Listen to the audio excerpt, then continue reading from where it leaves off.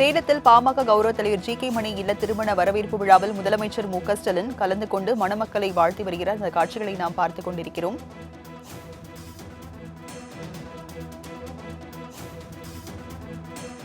சேலத்தில் பாமக கௌரவ தலைவர் ஜி.கே. மணி இல்ல திருமண வரவேற்பு விழாவில் முதலமைச்சர் மு.க.ஸ்டாலின் கலந்து கொண்டு மணமக்களை வாழ்த்தி வருகிறார். அந்த காட்சிகளை நாம் பார்த்துக் கொண்டிருக்கிறோம்.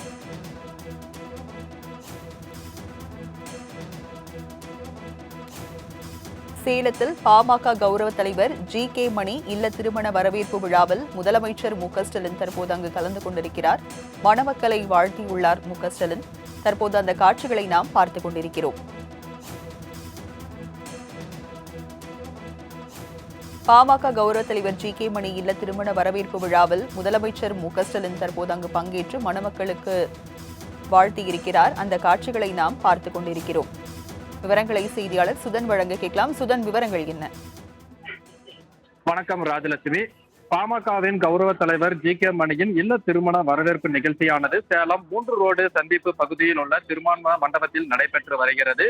இதில் பங்கேற்பதற்காக தமிழக முதலமைச்சர் மு.க.ஸ்டாலின் அவர்கள் சென்னையிலிருந்து இன்று பிற்பகல் விமானம் மூலம் சேலத்திற்கு வருகை தந்தார். அதனைத் தொடர்ந்து சாலை மார்க்கமாக திருமண மண்டபத்திற்கு வருகை தந்த முதலமைச்சர் மணமக்கள் சேதுநாயக் மற்றும் விமலாம்பிகையை வாழ்த்தி அவர்களுக்கு பூங்கொத்து மற்றும் பரிசுகளை வழங்கி வாழ்த்து தெரிவித்தார். அவரை தொடர்ந்து சுற்றுலாத்துறை அமைச்சர் ராஜேந்திரன், முன்னாள் அமைச்சர் பழனியப்பன் மற்றும் சேலம் மாநகராட்சி மேயர் ராமச்சந்திரன் உள்ளிட்டோரும் மணமக்களை வாழ்த்தினர்.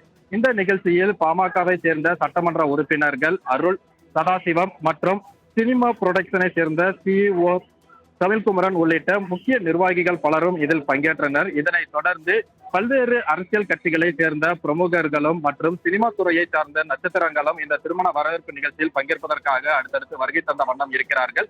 இதன் காரணமாக இந்த பகுதியில் போலீஸ் பாதுகாப்பு என்பதும் தீவிரப்படுத்தப்பட்டிருக்கிறது. இதனைத் தொடர்ந்து முதலமைச்சர் இங்கிருந்து தற்சமயம் புறப்பட்டு கோவை செல்கிறார். சாலை மார்க்கமாக அவர் செல்வதன் காரணமாக அவர் செல்லக்கூடிய வழித்தடங்களில் போலீஸ் பாதுகாப்பு என்பதும் தற்போது பலப்படுத்தப்பட்டிருக்கிறது. ராஜலட்சுமி, விவரங்களை வழங்கியதற்கு நன்றி சுதன்.